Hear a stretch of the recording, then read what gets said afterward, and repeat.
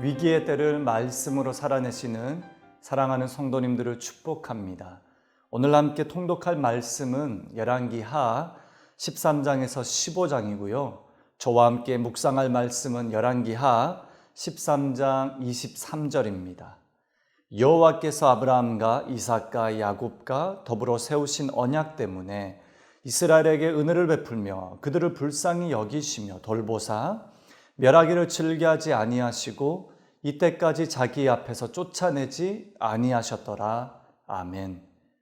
13장 본문에서는 남유다 왕국 이야기에서 북이스라엘 왕들의 이야기로 전환됩니다.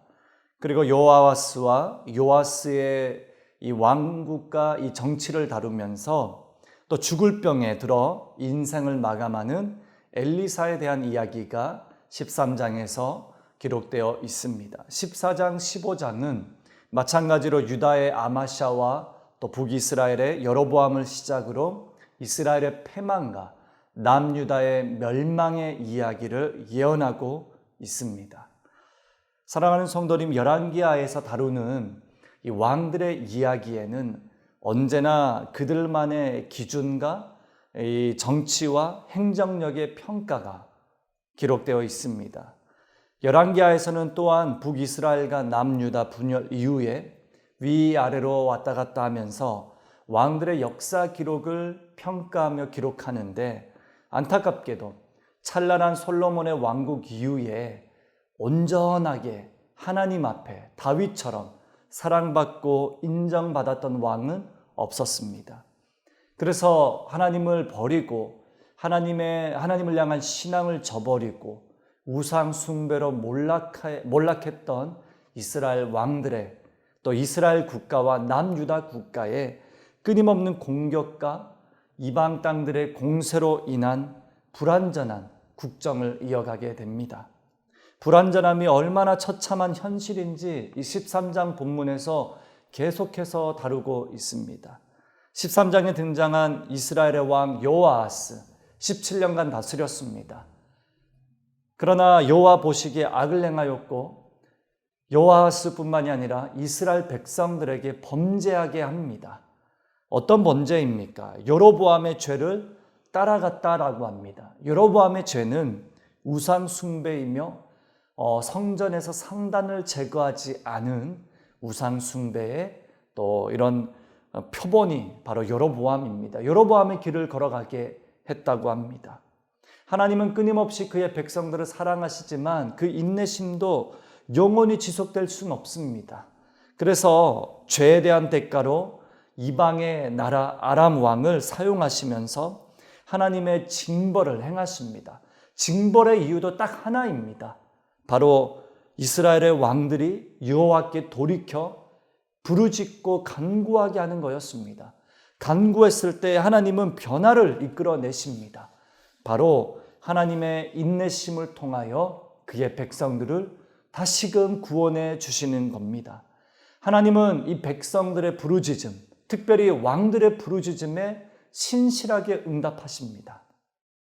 여호와께서 구원자를 베풀어 주셨고 이스라엘 자손이 아람 사람의 손에서 건짐을 당했다라고 기록합니다. 여호와를 찾게 하고 여호와를 구할 때 반드시 하나님은 변화를 주시는 분입니다.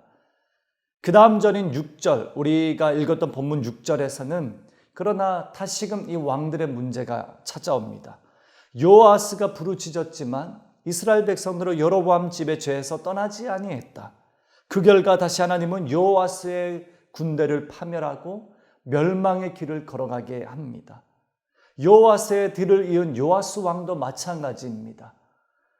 여로보암의 죄에서 떠나지 않아 여호와 보시기에 악을 행하였다. 사사기처럼 열왕기하에서도 역대상하에서도 이 왕들의 굴곡진 스토리가 이렇게도 비참하게 마무리돼가는 이 현실의 이야기를 보면서 우리의 삶을 되돌아볼 수밖에 없습니다. 이 요아스 왕이 죽기 직전에 엘리사를 찾아갑니다. 엘리사의 죽음도 오늘 13장에 다루고 있죠. 엘리사도 죽기 직전이었고 요아스 왕도 어려운 상황 속에 놓여져 있었습니다. 그러나 요아스 왕은 계속해서 군사 문제를 다루면서 엘리사에게 군사적인 도움을 원하지만 엘리사는 끝까지 군사적인 문제가 아니라 도움을 주시는 분이 하나님이심을 알려주고 경고하고 있습니다. 엘리사가 죽은 이후에도 엘리사를 통한 역사가 나타나고 여전히 죄를 떠나지 않는 백성들이지만 엘리사가 처음부터 가르치고 고백하고 선포했던 말씀대로 여호와의 이름을 구하는 모든 자들에게 하나님은 긍휼하심을 베풀어 주신다라고 말하고 있습니다. 그래서 오늘 우리가 읽은 본문에서 13장 23절에 뭐라고 기록되어 있습니까? 아브라함과 이삭과 야곱과 더불어 세우신 언약 때문에 여호와는 망가진 이스라엘 백성들을 유지하시고 지키시고 돌보신다. 은혜를 베푸시며 불쌍히 여기신다. 또 하나님의 본성은 멸하시기를 즐겨하지 아니하신다. 이때까지 자기 앞에서 쫓아내지 아니하셨다라고 기록되어 있습니다. 이것이 하나님 아버지의 마음입니다.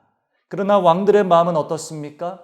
끊임없이 성실하시고 충성되이 당신의 백성들을 보호하셨던 하나님 앞에 여전히 다윗처럼이 아닌 여로보암의 길을 걸어갑니다. 이스라엘 왕 요아스와 심지어 요아하스와 14장과 15장의 모든 왕들이 여호와 앞에 악하게 행합니다. 하나님은 어쩔 수 없이 적군들을 보내고 공격을 통하여 무너지게 합니다. 그러나 그 이유가 뭐라고요? 하나님을 향해 부르짖게 하기 위함입니다. 왜냐? 하나님은 멸하시기를 즐겨하지 아니하시는 분이기 때문입니다. 사랑하는 성도님, 여호와 하나님께서 여러분들을 충성되이 찾고 오늘도 여러분들의 부르짖음을 듣길 원하십니다. 이 나라의 어두움과 어려움 앞에 또 우리의 예배 현장과 우리의 영성의 어려움 앞에 하나님께서 원하시는 건 딱 한 가지입니다. 여호와를 부르고 여호와께 부르짖고 그리고 멸하기를 즐겨하지 아니하시는 아브라함과 이삭과 야곱의 언약과 은혜를 붙드는 것입니다. 그 언약은 무엇입니까? 우리를 통하여 이 땅 가운데 하나님의 나라를 이루시고 다시 오실 그 나라를 예비하는 일꾼으로 우리에게 성령을 주시사 성령 충만함으로 이 땅에서 하나님의 왕국을 이루어가는 주님의 백성들의 삶임을 믿습니다. 오늘 우리 모두 그와 같은 삶을 살아내고 이겨내고 견뎌내고 무엇보다 모든 어려움들을 주님께 아뢰고 부르짖으시길 부탁드립니다. 부르짖을 때에 하나님은 신실하게 구원하시고 응답하실 겁니다. 기도하겠습니다. 사랑의 주님, 이스라엘과 유다의 왕들은 끊임없이 주님 앞에 악을 행하고 여로보암의 길을 걸어가고 하나님 앞에 온전히 살지 못하고 선하게 산 왕도 있었지만 우상 숭배를 제거하지 못함으로 여호와 보시기에 참 비참하게 끝이 난 이 왕들의 기록들을 보면서 우리의 삶을 되돌아볼 수밖에 없습니다. 충성되이 우리를 찾으시는 하나님 앞에 우리는 과연 충성되이 주님을 찾고 있는지, 하나님을 향해 부르짖으라 말하였던 엘리사의 고백처럼 날마다 모든 상황에서 주님을 찾고 부르짖고 있는지 다시금 우리의 내면에 말씀해 주시길 바랍니다. 성령님, 우리 안에 임재하시사 주님을 찾고 구하길 원합니다. 이 땅을 향하여 부르짖고 구하고 주의 이름을 구하길 원합니다. 온 열방과 모든 선교지와 선교사님들과 하나님 피해를 입은 모든 나라마다 하나님의 도우심을 구합니다. 멸하기를 기뻐하지 아니하시는 하나님의 손길을 경험하게 하여 주시옵소서. 감사드리며 예수님의 이름으로 기도합니다. 아멘.